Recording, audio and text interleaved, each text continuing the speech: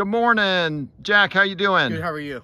Pretty good, pretty good. Where are we? So we're actually, this is the storm damage back in July 2022, back in January 3rd, right after New Year's hit. So today our team, provided by Alma County Emergency Management folks, partnership with.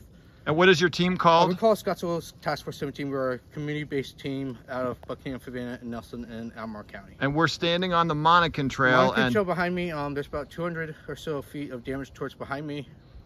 We're trying to clean everything up by the springtime for everybody to come back out and use. Jack, we're so thankful for the work that you guys have done already. And this trail here has really hundreds of downed trees. And today, Jack has another volunteer coming out with a chainsaw. So Jack, thank you so much for the work. We're excited to see about what can get done today. And anybody out there who's interested can contact Jack or can contact the town office, because we want to keep doing some volunteer efforts to reopen these trails. Thank you for the work that you've done so far. Have a blessed day, man. You too.